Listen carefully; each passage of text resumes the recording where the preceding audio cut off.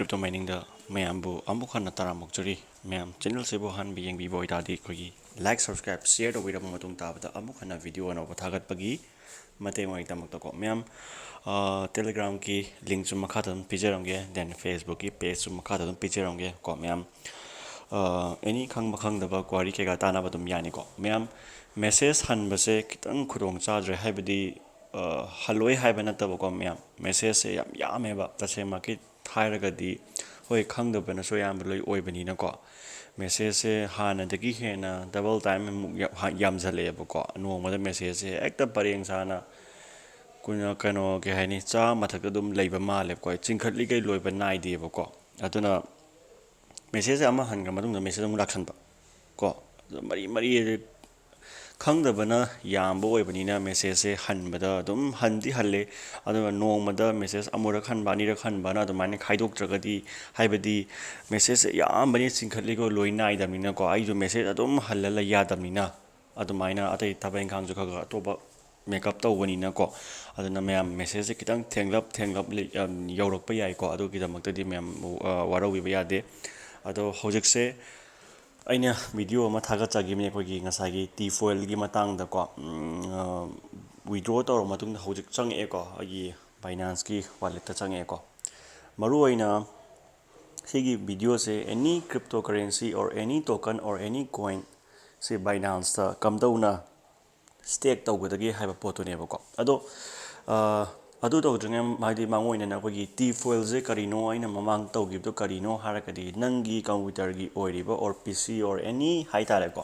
hojidi android ta bugla apne android ta apni na nangi unused phone haitare adum boin tawbiyo ko hariba nangi unused phone unused laptop or unused desktop si sell tawga nangi power do haidi kaino gpu power or cpu power or nangi graphic power just sell tawga paisa khar tan ba haitare no mo thagi oina ko lupa sani hum tan ba haitare ko adumain tan toine bo ko ado 24 hour adi nangi gpu do run tawdoi nate nangi 24 hour nangi cpu do run tawdoi nate ba nongmada pung ani hum tang run tawramaga mathandum off laijagine ba ko kemta kasu ngangoi ba ko adumaina lei ko poche sana ba magi aduga stake tawraga dum note stake tawraga tan ki stum yai ko hoi phare aduna du laijagre ko myam ko ado hojik se kamai tawraga any token or any coin se Binance da kamaina stake tawgadagi haiba video jini ko akhang mi de khangoni khangdaba mi gi maru oin ni koina tak toise sumaina leire nang Binance overall da sumaina nangi hack overview da sangmada sumai leire ni ko ada mathak da spot haina ma yawi ko spot haina jaga se sangbiro spot han sang ka da karamba coin da paisa yauna leibage haibase spot da loina takane ba ko ada sida koina convert low value asset to bnb hasna any coin or any token si bnb da convert away khudong chawa moina sum pizza be wane sidi noina kadongoi da pairunu thenguno bako ada koina kadawni hai man da t foil haiba id t foil yaw leire ba I paisa ja ko asik aina jik laptop tagi tangi ba lemna sangki paisa je sida yaw leire ba pocha hai ba poche aina stake tawninge bako aina makha ta na macha po haninge amasung stake tawninge haira se bako ida melani t foil melakanda koina sida yango recommend tharga yengo earn t-foil APR up to 1.04% hydra convert t-foil to any other cryptocurrency haven sida yengo ya ko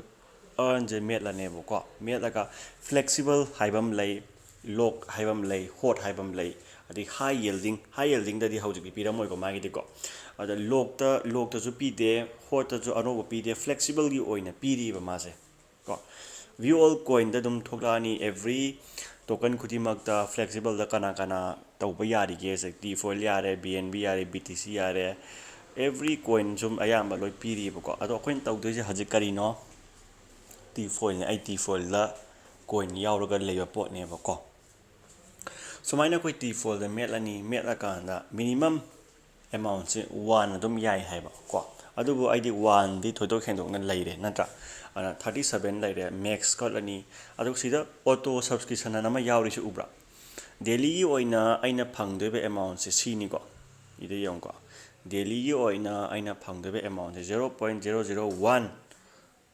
060 foil ni t foil si mamal jina wangkhala ga di ꯑꯩꯉꯣꯟꯗ ꯌꯥꯝ ꯍꯦꯟꯅ ꯈꯨꯗꯣꯡ ꯆꯥꯗꯣꯏꯅꯦꯕ ꯍꯧꯖꯤꯛ ꯑꯩꯉꯣꯟꯗ ꯂꯩꯔꯤꯕ ꯇꯤꯐꯣꯜ 37 ꯈꯤꯇꯪꯅꯤ 37.5 ꯍꯥꯏꯔꯁꯤꯅꯦꯀꯣ 37.5 into ꯂꯨꯄꯥ 5.6 ꯀꯣ ꯑꯗꯨ ꯂꯨꯄꯥ 110 ꯈꯛꯇꯅꯦꯕ ꯑꯩꯉꯣꯟꯗ ꯂꯩꯔꯤꯕ ꯄꯣꯠꯁꯦ ꯀꯣ ꯑꯗꯨ ꯑꯣꯏꯇꯥꯔꯗꯤ ꯁꯤꯒꯤ ꯄꯣꯠꯁꯦ 37.5ꯁꯦ ꯃꯥꯒꯤ ꯃꯦꯛꯁ ꯀꯥꯜꯀꯨꯂꯦꯁꯟꯗ ꯍꯣꯠꯂꯒꯗꯤ ꯂꯨꯄꯥ 1,100ꯅꯦꯕ ꯑꯩ ꯂꯩꯔꯤꯁꯦ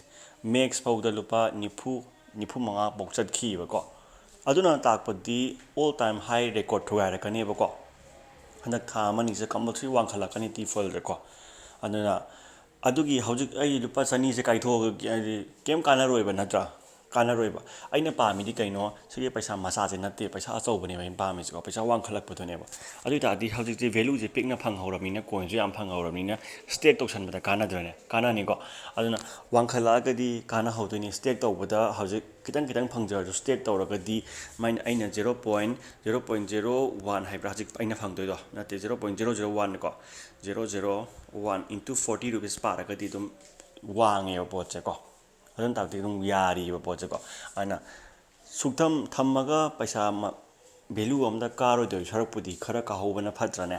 ꯑꯗꯨꯅ ꯄꯩꯁꯥ ꯋꯥꯡꯈꯠꯄ ꯉꯥꯏꯕ ꯑꯣꯏꯅ ꯁꯤꯁꯦ ꯑꯔꯟ ꯁꯦꯛꯁꯟ ꯊꯝꯖꯤꯟꯈ꯭ꯔꯁꯦꯕꯀꯣ ꯑꯗꯣ ꯁꯤꯗ ꯑꯩꯈꯣꯏꯅ ꯑꯣꯇꯣ ꯁꯕꯁꯀ꯭ꯔꯤꯞꯁꯟ ꯑꯅ ꯍꯥꯏꯔꯤꯁꯦ ꯀꯩꯅꯣ ꯍꯥꯏ ꯃꯇꯝꯗ ꯑꯣꯇꯣ ꯁꯕꯁꯀ꯭ꯔꯤꯞꯁꯟ ꯑꯗꯤ ꯀꯩꯅꯣ ꯑꯣꯇꯣ ꯁꯕꯁꯀ꯭ꯔꯤꯞꯁꯟ ꯑꯗꯤ ꯅꯪꯅ ꯐꯪꯖꯔꯛꯄ ꯏꯟꯇꯔꯦꯁꯁꯦ ꯁꯤ ꯅꯪꯒꯤ ꯃꯦꯟ ꯕꯦꯂꯦꯟꯁꯇ ꯑꯦꯗ ꯇꯧꯁꯟꯗꯣꯏꯅꯦꯕꯀꯣ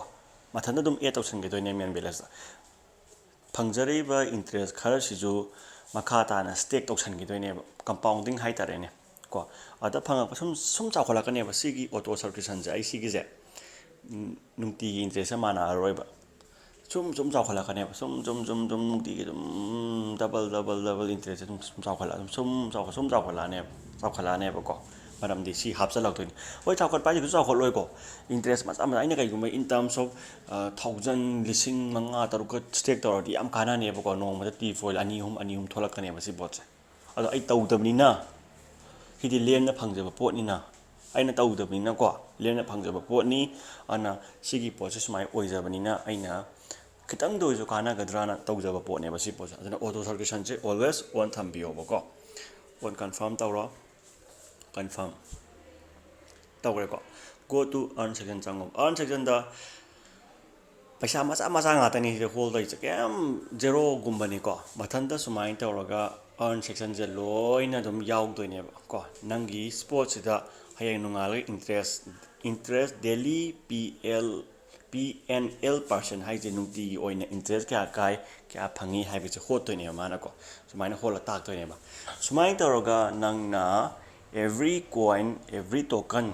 ꯁꯤ ꯀꯔꯝꯅ ꯕꯥꯏꯅꯥꯟꯁꯇ ꯁ꯭ꯇꯦꯛ ꯇꯧꯒꯅꯤ ꯑꯣꯔ ꯑꯔꯟ ꯇꯧꯒꯅꯤ ꯍꯥꯏꯕ ꯄꯣꯠꯇꯨꯅꯦꯕ ꯕꯥꯏꯅꯥꯟꯁꯁꯦ ꯑꯗꯨꯝ Web3 ꯑꯗꯨꯝ ꯀꯩ ꯍꯥꯏꯅꯤ ꯕꯥꯏꯅꯥꯟꯁꯁꯦ ꯌꯥꯝꯅ ꯃꯥꯒꯤ ꯑꯗꯨꯝ ꯁꯦꯀ꯭ꯌꯨꯔꯤꯇꯤ ꯄ꯭ꯔꯣꯁꯦꯁ ꯌꯥꯝ ꯋꯥꯡꯉꯦꯕꯀꯣ ꯍꯦꯛ ꯇꯧꯅꯤꯡꯉꯩ ꯃꯆꯥꯛꯇꯤ ꯈꯔ ꯋꯥꯏꯌꯦ ꯕꯥꯏꯅꯥꯟꯁꯁꯦꯀꯣ ꯑꯗꯨꯅ ꯕꯥꯏꯅꯥꯟꯁꯇ ꯐꯟ ꯊꯝꯕ ꯃꯇꯝꯗ ꯑꯗꯨꯝ ꯁꯦꯀ꯭ꯌꯨꯔ ꯑꯣꯏꯒꯜꯂꯦꯕꯀꯣ ꯁꯨꯃꯥꯏꯅ ꯇꯧꯔꯒ ꯍꯥꯏꯔꯤꯕ ꯄꯣꯠꯁꯤ ꯀꯔꯝꯅ ꯇꯣꯀꯟ ꯑꯣꯔ ꯑꯦꯅꯤ ꯀꯣꯏꯟ ꯑꯣꯔ ꯑꯦꯅꯤ ꯇꯣꯀꯟ ꯍꯥꯏꯇꯥꯔꯦꯀꯣ ꯁꯤ ꯀꯃꯥꯏꯅ ꯁ꯭ꯇꯦꯛ ꯇꯧꯒꯅꯤ ꯍꯥꯏꯕꯁꯤ ꯑꯩꯒꯤ ꯄꯣꯠꯁꯤ ꯑꯗꯨꯝ ꯌꯦꯡꯉꯒ ꯁꯤꯗ ꯅꯪ ꯀꯣꯏꯟꯗꯣ ꯑꯣꯟꯊꯣꯛꯈ꯭ꯔ ꯂꯣꯏꯔꯦ ꯅꯠꯇ꯭ꯔꯥ ꯀꯣꯏꯟꯗꯣ ꯑꯦꯅꯤ ꯀꯣꯏꯟ ꯑꯣꯟꯊꯣꯛꯈ꯭ꯔ ꯂꯣꯏꯔꯦꯕꯀꯣ ꯁꯨꯃꯥꯏꯅ ꯇꯧꯔꯒ ꯅꯪꯅ ꯑꯗꯨꯝ ꯁ꯭ꯇꯦꯛ ꯇꯧꯕ ꯌꯥꯔꯦ ꯃꯌꯥꯝ ꯚꯤꯗꯤꯑꯣꯁꯦ ꯂꯥꯏꯛ ꯁꯕꯁꯀ꯭ꯔꯥꯏꯕ ꯁꯦꯌꯔ ꯇꯧꯕꯤꯔꯝꯃꯣ ꯑꯗꯨꯒ ꯕꯥꯏꯅꯥꯟꯁꯁꯦ ꯖꯣꯏꯟ ꯇꯧꯗ꯭ꯔꯤꯕꯁꯤꯡ ꯑꯗꯨꯝ ꯖꯣꯏꯟ ꯇꯧꯁꯟꯕꯤꯔꯝꯃꯣ ꯀꯣ ꯑꯗꯨꯝ ꯈꯟꯅꯁꯤ ꯅꯩꯅꯁꯤꯀꯣ ꯃꯌꯥꯝ ꯀꯣ ꯊꯦꯡꯛ ꯌꯨ ꯑꯦꯟड ꯒꯨꯗ ꯅꯥꯏꯠ